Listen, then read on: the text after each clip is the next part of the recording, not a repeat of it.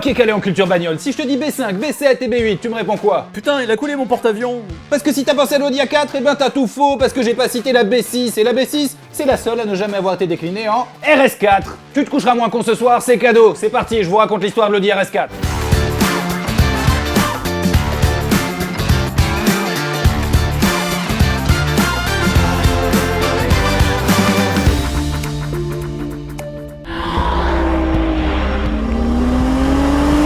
Le concept des breaks ultra sportifs, c'est pas une invention Audi. Mais il faut reconnaître que Audi a participé à ancrer dans nos esprits qu'un break avec énormément de chevaux, ça avait sa place parmi les voitures les plus sportives du monde. Et le fait d'industrialiser les breaks ultra sportifs, Audi, ils le doivent à mon meilleur pote, Ferdinand Piëch. Parce que Ferdinand, il tenait à élever Audi sur les marches les plus hautes du prestige automobile mondial. Technologie, luxe, sportivité, fiabilité, le gars, il voulait être le meilleur partout. Et le tout premier break made in Audi à porter le badge RS, c'est la RS4. Elle était produite à partir de 1999. Hop hop hop, tous les historiens Wikipédia qui s'apprêtent déjà à commenter que le premier break RS de Audi c'était la RS2, je vous invite à rembobiner de quelques secondes.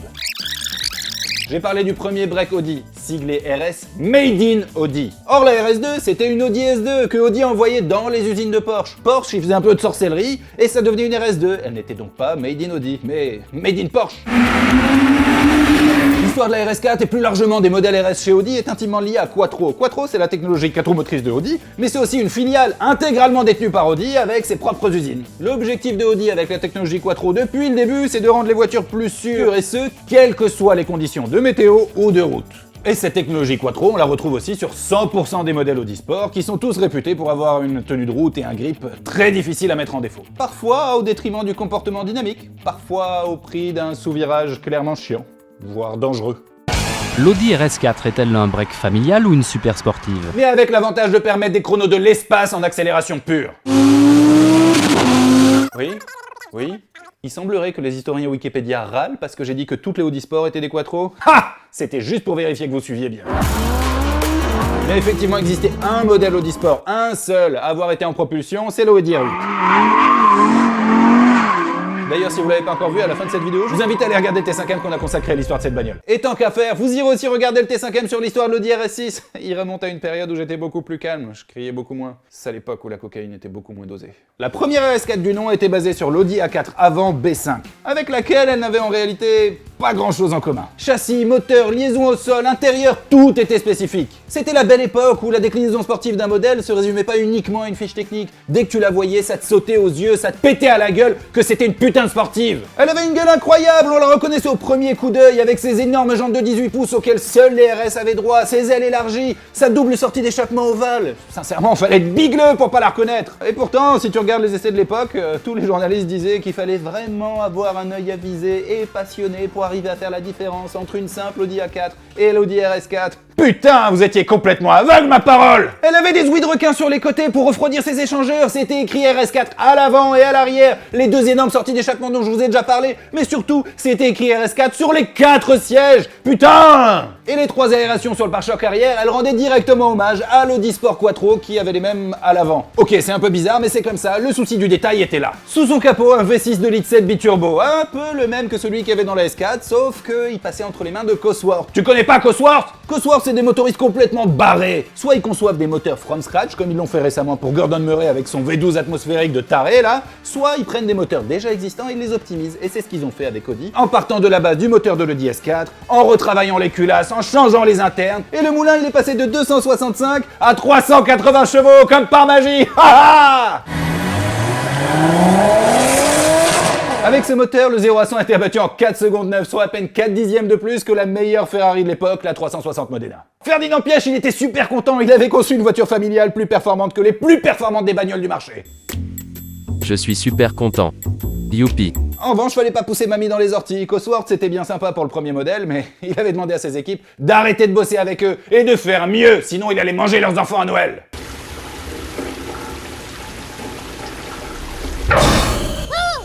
Du coup, il n'y aura eu que 2 modèles Audi Sport préparés par Cosworth, qui sont maintenant complètement collector, la RS4 B5 dont je suis en train de vous parler, et la RS6 C5. Une voiture familiale avec des performances de supercar, le tout dans une sécurité absolue. C'était la voiture parfaite. Ou presque. Sa transmission Quattro était une stricte 50-50 et le moteur était placé devant l'essieu avant, ce qui fait qu'elle avait un comportement plutôt neutre, voire très sous-vireur. beaucoup moins fun à piloter que ses concurrentes de l'époque, les 911, les M3, les AMG, qui elles étaient des machines à drift. En revanche, vous étiez sûr de pas avoir la même que le voisin, et quel que soit votre niveau de pilotage ou la météo à l'extérieur, vous pouviez rouler aussi fort que vous étiez con. Initialement, Audi avait prévu de faire 3000 exemplaires de la RS4 B5, c'est beaucoup 3000 exemplaires. Et bah la demande était tellement grande qu'ils en ont fait un peu plus de 6000 pour finir. Et en 2001, la production de la B5 s'est arrêtée. Après la RS4 B5, il n'y aura pas de RS4 B6. Il faudra attendre 2005 pour qu'une nouvelle RS4 voie le jour, la B7. Et la RS4 B7, c'est un retour en méga force de la voiture préférée des GoFast. Et par méga force, je veux dire que Audi a attaqué frontalement son concurrent de toujours, BMW, qui à l'époque, sur sa M3 E46, proposait un petit 6 cylindres.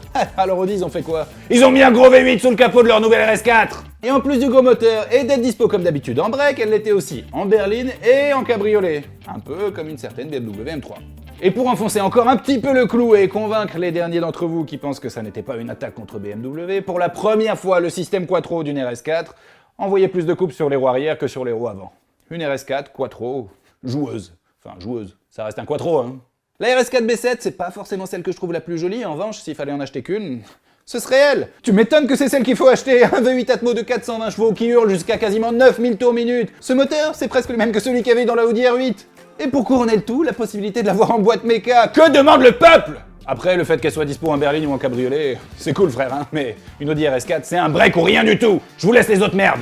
Pour résumer, la B7 c'était une B5, mais en mieux. Un moteur encore plus incroyable, un dixième de moins sur le 0 à 100. Une suspension pilotée, les mêmes freins que sur la Lamborghini Gallardo en carbone céramique, et encore plein d'autres éléments qu'on associait aux supercars de l'époque. En 2009, la production de la RS4 B7 c'est terminé. Et il faudra attendre 2012 pour voir arriver la nouvelle RS4 B8.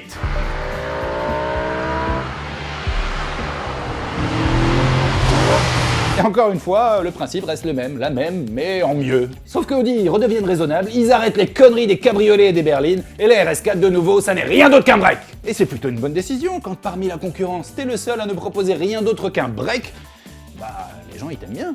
Le V8 est encore un peu plus poussé pour sortir 450 chevaux, le 0 à 100 est tombé en un dixième de moins, 4 secondes 7, mieux que la plupart des supercars de l'époque. Et pour qu'elle soit plus rigolote à emmener, il y avait encore un peu plus de couple envoyé sur les roues arrière.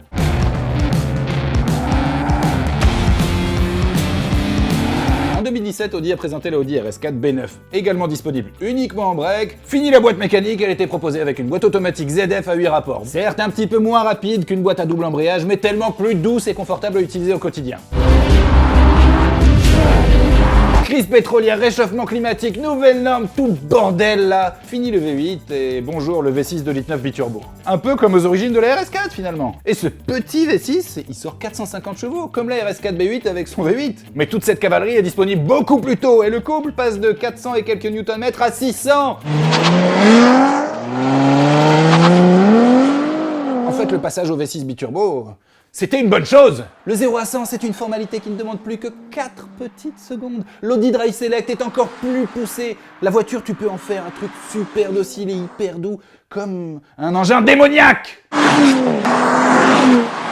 Et le Quattro, maintenant, il pourrait presque s'appeler Duo, parce que la voiture, elle peut envoyer jusqu'à 85% du couple sur les roues arrière en fonction du mode que tu sélectionnes. D'ailleurs, cette Audi RS4 B9, c'est l'une des premières voitures qu'on a essayées à l'époque où on avait une émission de télé.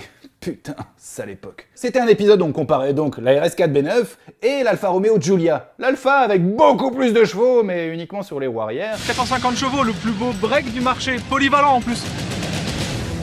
Non, moi je suis le beau-frère de la voix, je choisis l'Alfa Romeo Giulia. Antoine, il s'amusait bien à faire des dérives avec, hein, c'est joli, la fumée et tout ça. En revanche, Guillaume, lui, il accélérait aussi fort qu'il était con et l'Alfa disparaissait dans son rétroviseur. Alors même que la RS4 était beaucoup moins puissante.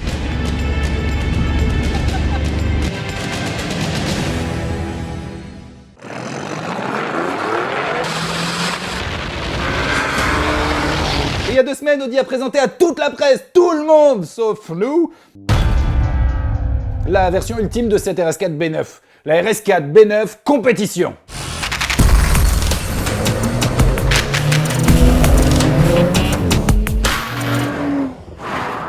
Elle est un poil plus légère, son échappement a été retravaillé pour donner plus de voix à ce V6, qui était effectivement un petit peu trop discret. Des semi-slicks Pirelli et une cartographie de boîte revue et corrigée pour tomber un 0 à 100 en 3 secondes 9. En encore une fois, c'est un chiffre complètement stratosphérique pour un break, putain! Et vu la tournure que prend l'automobile, on peut prédire sans trop de risque que c'est probablement la dernière RS4 thermique, ou en tout cas complètement thermique, ou au moins avec un moteur à peu près noble sous le capot. Si vous cherchez à concilier une gueule d'enfer, de la place pour 4 personnes et pour les bagages, 4 roues motrices qui vous permet de rouler n'importe quand, n'importe comment, même si vous n'êtes pas un pilote professionnel, eh ben en vrai, à part la RS4, il n'y a pas grand chose. Et c'est d'ailleurs l'un des principaux défauts de la RS4. Elle est tellement complète qu'on se retrouve à la comparer à des voitures qui sont pas vraiment ses concurrentes. Bah ouais, elle roule aussi fort qu'une 911, mais elle a 4 places. Elle est moins fun à emmener qu'une M3, évidemment, mais quand il neige, t'es le seul à pouvoir rouler aussi fort. Et sur circuit, elle s'ouvre. Mais c'est parce qu'elle est pas faite pour ça, putain! D'ailleurs, elle est faite pour quoi la RS4? À part évidemment pour me ramener mes livraisons quotidiennes depuis l'Espagne. À vrai dire, j'en sais rien. Enfin si, je sais, la RS4 elle est faite pour qu'on ait envie d'en avoir une dans son garage idéal. Parce qu'elle sait faire à peu près tout ce que font toutes les autres. De la Caterham 485 au gros 4x4 en passant par la Subaru, la RS4 c'est une putain de bagnole complète. Et s'il vous plaît, arrêtez de vous battre entre pro ou anti-Audi. Enfin si, faites-le un peu dans les commentaires parce que ça fait du référencement. Mais en réalité, profitez de ces bagnoles tant qu'elles existent encore. Parce que dans pas très longtemps, bien plus tôt que ce que vous ne le pensez, ça va devenir un putain de luxe, ne serait-ce que de les voir rouler. J'espère que ce nouveau T5M vous a plu. Je vais vous demander une faveur. Allez sur notre compte Instagram, abonnez-vous. Vous êtes plus de 200 000 ici. Sur Instagram, on n'est même pas encore à 50 000. Faites-moi péter les abonnements. Et allez regarder les vidéos d'Ibouer aussi. Vous allez vous marrer. Bisous, salut, à la prochaine. Ciao.